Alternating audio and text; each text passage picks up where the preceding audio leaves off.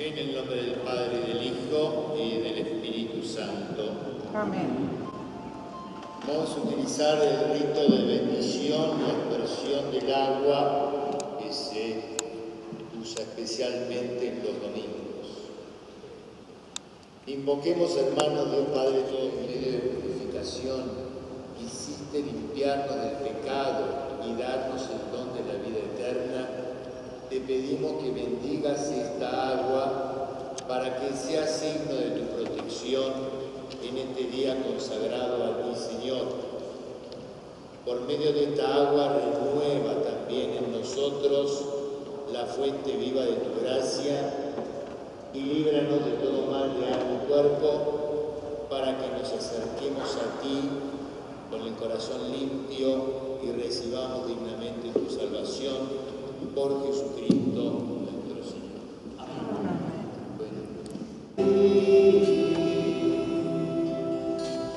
Jesús, ¿qué esperas de mí? No hay que agregar ni mandamientos ni complicar las normas, como hicieron algunos fariseos en el tiempo de Jesús. Viviendo con sencillez y teniendo como regla suprema lo que enseñó Jesús, lo más importante es amar a Dios y amar al prójimo, vamos a estar cumpliendo la voluntad de Dios. La idea de la misa de hoy, con la que vamos a machacar, es ni te compliques vos la vida, ni se la compliques a los demás. Santiago, que también nos marca el camino del mensaje de este domingo, y está sobre todo en la segunda parte de la carta de Santiago, cuando dice que hay que poner en práctica las enseñanzas y no solamente sentarnos para escucharla, porque dice que esto es engañarse uno mismo. Y aquí está lo pesado de lo que dice Santiago. Ya es bastante complicado y desgraciado engañar a los demás, pero mucho más complicado y destructivo es engañarse a uno mismo. Y cuando uno está engañado, agárrate, porque es absolutamente imposible convencer a la persona de que viene mal. Una persona engañada está convencida de que está haciendo la cosa bien, y por más desastre que haya alrededor, está convencida de que está haciendo las cosas bien. Por eso dice Santiago, no se engañen ustedes mismos. Y aclara, ya nos da un termómetro, ¿cómo sabemos que estamos haciendo las cosas bien? Y bueno, la sencillez consiste en ocuparse de los más necesitados y los más débiles. Primera tarea, ponete en la cabeza quiénes son los más necesitados que tenés al lado, quiénes son los más débiles que tenés al lado, quiénes son los que te molestan, y andate a todos. Ese es el mensaje de Santiago, y termina también con otro consejo importante, aparte de atender a los necesitados, que es encontrarse uno mismo con su propia necesidad, termina diciendo en no contaminarse con el ambiente. Esto ya es más grave. Yo me encuentro con muchos creyentes que viven con normas materialistas del ambiente que, por más creyentes que sean, se van a ir de cabeza, vaya a saber dónde, porque Dios no lo va a aceptar. Porque hay costumbres que no son creyentes. Entonces, nos guste o no nos guste, que separarse del ambiente. Y si ese ambiente es tu familia y tus amigos, te vas a tener que separar de tu familia y de tus amigos. Ojo con el ambiente, porque el que se deja llevar por el ambiente no solamente es un pavo, sino que además termina siendo una mala persona. ¿Está claro? Bueno, volvemos a retomar el Evangelio de Marcos. Hace 4 domingos que estábamos leyendo el Evangelio de Juan, que hablaba del pan de vida.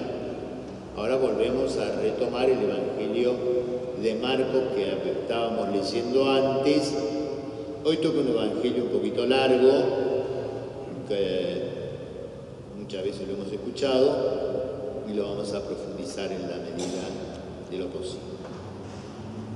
Los fariseos, con algunos escribas llegados de Jerusalén, se acercaron a Jesús y vieron que algunos de sus discípulos comían con las manos impuras, es decir, sin lavar. Los fariseos, en efecto, y los judíos en general, no comen sin lavarse antes cuidadosamente las manos, siguiendo la tradición de sus antepasados, y al volver del mercado no comen sin hacer primero las abluciones. Además, hay muchas otras prácticas a las que están aferrados por tradición, como el lavado del bronce y de las camas. Entonces los fariseos y los escribas preguntaron a Jesús: ¿por qué tus discípulos no proceden con nuestros antepasados, sino que comen con las manos impuras? Él les respondió: hipócritas, bien profetizó de ustedes Isaías en el pasaje de la Escritura que dice: este pueblo me honra con los labios, pero su corazón está lejos de mí. En vano me rinde culto. Las doctrinas que enseñan no son sino preceptos humanos. Ustedes dejan de lado el mandamiento de Dios por seguir la tradición de los hombres.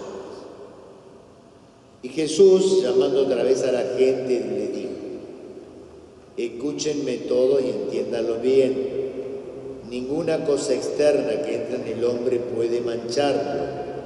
Lo que lo hace impuro es aquello que sale del corazón del hombre, porque es del interior del corazón de los hombres de donde provienen las malas intenciones, las fornicaciones, los robos, los homicidios, los adulterios, la avaricia, la maldad, los engaños, las deshonestidades, la envidia, la difamación, el orgullo, el desatino. Todas estas cosas malas proceden del interior y son las que manchan al hombre. Palabra del Señor. Bueno, un evangelio largo, tomamos asiento, vamos a tratar de entenderlo. Primera cosa que llama la atención es el enfrentamiento continuo de Jesús con los fariseos, con los escribas, con los saduceos, con la gente estudiosa y civilizada de Jerusalén. Jesús no tiene arreglo, está continuamente enfrentándolos. Y bueno, ya les he comentado en alguna misa, son como 4 o 5 tomos grandes, que se llama Jesús un judío marginal. Porque Jesús viene del norte de Israel, la Galilea de los gentiles, que era bastante despreciada por los judíos del sur, que era donde estaba Jerusalén. Jesús viene del campo. ¿Y qué puede saber un tipo del campo? Y más tan alejado de Jerusalén. En Jerusalén es el lugar donde se estudia, donde se aprende, donde se conocen las costumbres de los judíos, y los judíos desprecian mucho a los israelitas del norte, de la Galilea. Por eso los judíos se llaman judíos, porque es la tribu de Judá. La zona del sur es Judá, y ahí está Jerusalén. Y Jesús viene del norte a cambiarle todas las costumbres, y esto los pone muy mal a los fariseos, a los escribas, a los saduceos. Los que más conocían la Biblia eran los fariseos, un gran conocimiento de la Biblia. Incluso algunos fariseos son amigos de Jesús. Nicodemo es fariseo, José de Arimatea es fariseo, San Pablo es fariseo.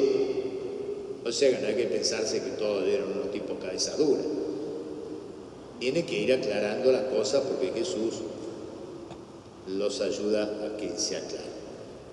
Ahora, ¿a dónde estaba el meollo de la cuestión? El meollo de la cuestión estaba en que en Jerusalén y en Judá, para transmitir el mensaje de Dios, lo hacían a través de una gran cantidad de costumbres. Y entonces